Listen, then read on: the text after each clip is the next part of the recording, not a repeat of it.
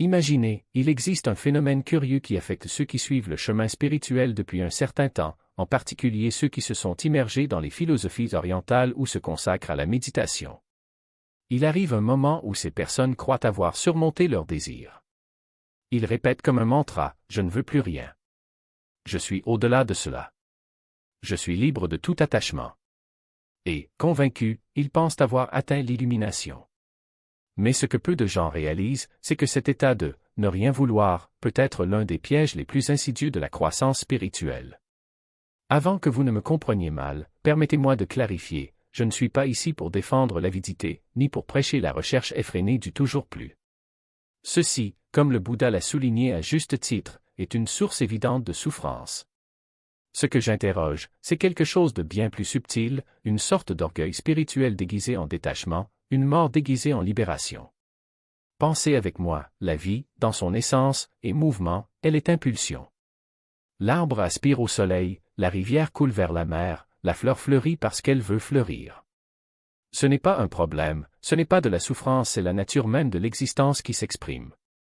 Ainsi, quand quelqu'un dit « je ne veux rien d'autre », ce qu'il dit, sans même s'en rendre compte, c'est « je veux arrêter de vivre ». Parce que désirer, chercher, aller vers quelque chose, c'est ce qui nous maintient en vie. La confusion surgit parce que nous interprétons mal ce que les grands maîtres spirituels ont enseigné sur le désir. Le Bouddha n'a pas affirmé que tout désir est souffrance.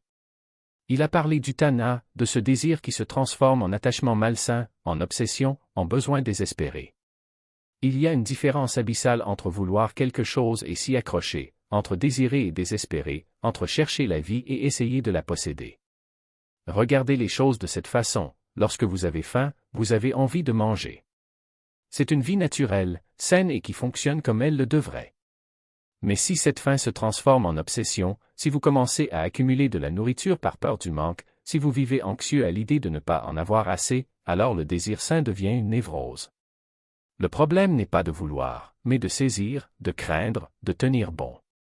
Ce que je vois arriver à beaucoup de gens sur le chemin spirituel, c'est qu'ils jettent le bébé avec l'eau du bain. Ils estiment que si l'attachement névrotique provoque de la souffrance, alors tout désir doit être éliminé. Ils cultivent alors une sorte de vide, une indifférence forcée, un refus de participer au rythme naturel de la vie. Ils appellent cela la paix, mais ce n'est pas la paix, c'est la répression. C'est une mort vivante. On le voit dans certains milieux spirituels, où il y a presque une compétition pour savoir qui peut être le plus détaché, le plus indifférent, le plus au-dessus de tout. Les gens parlent sur un ton solennel du fait que rien n'a d'importance, du fait qu'ils ne se soucient pas des résultats, du fait qu'ils ne veulent rien. Mais à bien y regarder, on ne voit souvent pas de sérénité sur leur visage, mais plutôt une sorte de torpeur, un manque d'éclat, de vitalité. Ils confondaient anesthésie et sérénité.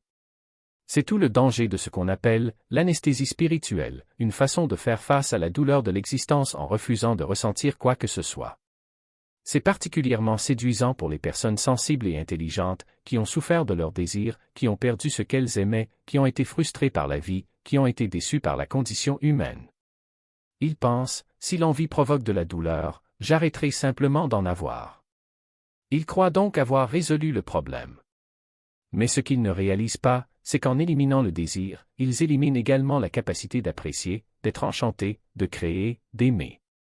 Parce que l'amour est une forme de désir, un désir de connexion, d'union, pour le bien d'autrui. Quand tu ne veux rien d'autre, tu deviens une pierre. Et les pierres, c'est vrai, ne souffrent pas. Mais ils ne rient pas non plus, ils ne dansent pas, ils n'aiment pas, ils n'écrivent pas de poésie, ils ne font rien du tout. Maintenant, permettez-moi de faire une distinction importante, il y a une énorme différence entre ne vouloir rien et se contenter de ce qui est. Être content ne signifie pas ne pas avoir de désir. Cela signifie ne pas être en guerre contre le présent. Cela signifie être capable de vouloir quelque chose, de chercher quelque chose, mais en même temps d'être en paix si vous n'y parvenez pas. C'est jouer le jeu de la vie avec intensité, mais sans s'identifier tellement à la victoire que la défaite vous détruit. C'est le véritable détachement, désir sans désespoir, vouloir sans besoin, préférence sans exigence. Vous préférez peut-être la glace au chocolat à la vanille. Vous voudrez peut-être faire une promenade au soleil. Vous souhaiterez peut-être une conversation approfondie avec un ami. Rien de tout cela n'est un attachement névrotique. Le problème commence lorsque vous dites « j'ai besoin de ceci pour être heureux » ou « je ne peux pas vivre sans cela ». La personne véritablement libre n'est pas celle qui ne veut rien, mais celle qui peut tout vouloir sans être esclave de ce désir. Elle poursuit des objectifs sans se détruire par l'échec, aime profondément sans être dévastée par la perte, jouit des plaisirs sans en dépendre. Elle est entière dans la vie, passionnée, vivante mais elle ne tient pas, elle ne danse pas, elle ne tient pas. Je vais donner un exemple pratique. Imaginez deux personnes qui veulent écrire un livre. La première est attachée au résultat. Il faut que ce livre soit un best-seller, sinon je suis un échec. J'ai besoin de reconnaissance, sinon ma vie n'a aucun sens.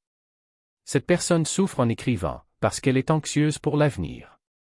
Et si le livre ne marche pas, elle se sent détruite. La deuxième personne veut aussi écrire le livre. Il met du cœur dans son travail, il a à cœur de bien le faire, mais il ne s'identifie pas au résultat. Vous pensez, je vais faire de mon mieux et laisser le livre trouver sa place dans le monde. Cette personne apprécie le processus, est engagée, a de forts désirs quant à ce qu'elle veut créer, mais n'est pas attachée à un résultat spécifique. Si le livre n'a pas de succès, elle sera peut-être déçue, certes, mais elle ne sera pas détruite. Il en écrira simplement un autre. Remarquez-vous la différence? Tous deux ont des désirs, tous deux veulent quelque chose. Mais l'un est emprisonné par le vouloir, tandis que l'autre en est libéré. La différence ne réside pas dans la présence ou l'absence du désir, mais dans la relation qui s'établit avec lui. Dans la manière dont vous détenez ou non ce que vous voulez. Et c'est précisément là que réside la vraie liberté. La sagesse intérieure. Car le désir, lorsqu'il n'est pas déformé par la peur ou le manque, est la voie la plus pure de votre instinct. C'est ce qui vous dit où aller, quoi chercher, quoi éviter. Lorsque vous faites taire cette voix sous prétexte de « ne vouloir rien », vous vous déconnectez en réalité de votre propre boussole. Et sans cela, on navigue à la dérive, au gré des modes, des avis des autres ou, pire encore, de l'inertie du plus facile. Imaginez une rivière. Il n'a pas besoin de décider où courir, il coule simplement, en suivant le chemin que lui offrent la gravité et le terrain. Mais si vous bloquez la rivière, si vous la forcez à rester immobile, elle ne devient pas plus sage. Cela devient un marécage. L'eau stagne, engendre des moustiques, perd de sa vitalité. La même chose arrive avec vous. Lorsque vous étouffez vos désirs, vous ne devenez pas plus éclairé, vous vous transformez en un réservoir d'énergie coincé où rien de nouveau ne peut naître. Et voici le paradoxe, les gens qui disent ne vouloir rien veulent généralement quelque chose de très précis. Ils veulent la paix. Ils veulent la sécurité. Ils veulent ne pas souffrir. Mais ce ne sont que des formes déguisées de désir, des désirs qui, de peur d'être jugés comme un attachement, sont refusés même à eux-mêmes. Alors, au lieu d'admettre « je veux la paix », ils disent « je ne veux rien », comme si cela les rendait supérieurs. Mais la vérité est que la paix n'est pas l'absence de désir. C'est la capacité de désirer sans se laisser consumer par le désir. C'est l'art de vouloir sans se perdre dans le vouloir. Pensez à un musicien. Il ne touche pas donc il ne ressent rien. Il joue parce qu'il aime la musique, parce que le son passe par lui, parce qu'il y a quelque chose en lui qui a besoin de s'exprimer. S'il disait « je ne veux rien », il arrêterait de jouer. Et le monde en serait plus pauvre. Il en va de même pour vous. Vos désirs ne sont pas des obstacles à votre liberté, ils en sont le carburant. C'est ce qui vous fait vous lever le matin, ce qui vous fait créer, aimer, vous battre, grandir.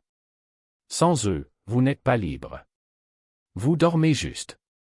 Et il y a un autre détail crucial, lorsque vous niez vos désirs, vous finissez par les projeter sur les autres. Devenez un critique silencieux de ceux qui osent encore vouloir.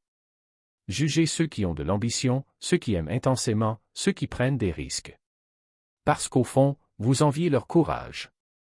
Votre détachement n'est pas de la sérénité, c'est du ressentiment déguisé. Et le pire, c'est qu'en faisant cela, non seulement vous vous privez de la vie, mais vous essayez également de priver les autres du droit de la vivre pleinement. La vraie liberté ne consiste pas à ne pas vouloir. Il s'agit de vouloir sans crainte. En désirant sans tenir. En rêvant sans exiger que les rêves se réalisent exactement comme vous l'avez imaginé. Il s'agit de dire « oui » à la vie, même si vous savez que cela peut faire mal, frustrer, surprendre. Parce que c'est précisément dans ces moments, dans les échecs, dans les pertes, dans les changements de direction que l'on découvre qui l'on est vraiment. Ce n'est pas dans l'absence de désir que l'on se retrouve, mais dans le courage de le vivre. Donc, si vous lisez ceci et pensez, mais et si je ne sais pas ce que je veux, ne vous inquiétez pas. Le désir n'est pas quelque chose qui se découvre une fois pour toutes. Il se dévoile petit à petit, comme une carte qui se dessine au fil de la marche. Parfois, vous allez dans la mauvaise direction. Parfois, on le perd. Mais chaque étape, même la mauvaise, fait partie du processus. L'important est de ne pas être sûr de la destination. Il s'agit de ne pas s'arrêter de marcher. Et si, par hasard, vous êtes déjà convaincu que vous ne voulez rien, demandez-vous, est-ce vraiment vrai? Ou est-ce simplement la peur qui parle plus fort? Parce que la peur a une voix séduisante. Il murmure qu'il est plus sûr de ne pas vouloir, de ne pas risquer, de ne pas ressentir. Mais la vie n'est pas faite pour la sécurité. Elle était faite pour l'intensité. Pour l'amour, pour la création, pour l'aventure. Et l'aventure commence lorsque l'on ose dire « je veux ». Non pas parce que vous en avez besoin pour être heureux, mais parce que sans cela, quelque chose en vous serait incomplet. Alors, que diriez-vous de l'essayer? Et si, au lieu de chercher à effacer vos désirs, appreniez à danser avec eux? Et si on voulait sans se noyer dans le désir? Car après tout, la liberté n'est pas l'absence de chaînes. C'est la capacité de danser même avec eux au poignet.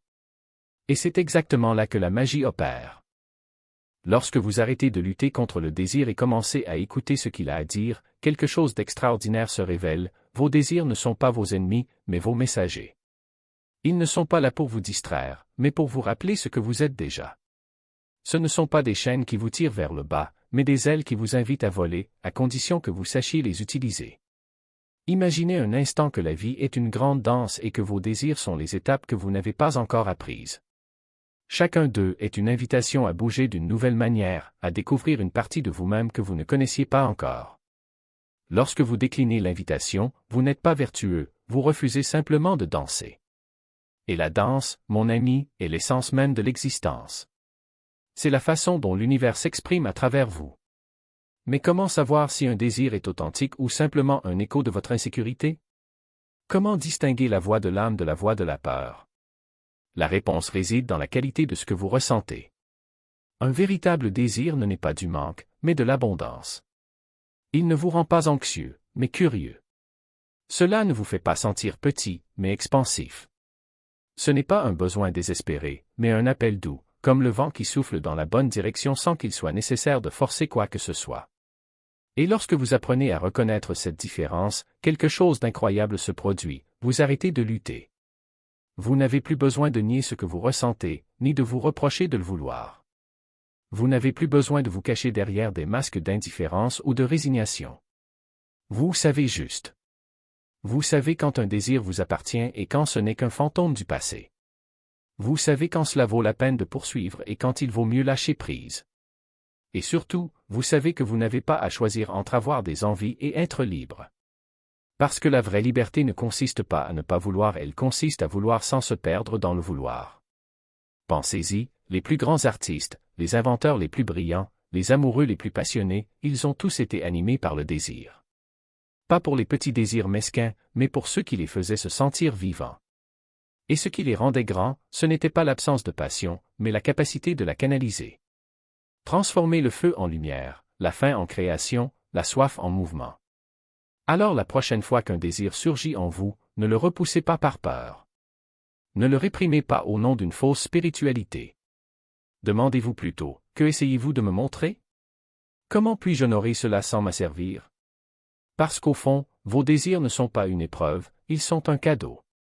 Et la vie ne vous demande pas de les abandonner. Cela vous demande de les vivre. Avec courage. Avec conscience. Avec la certitude qu'en fin de compte, ce que vous désirez le plus est exactement ce que vous avez déjà, la chance d'être pleinement, complètement vous-même.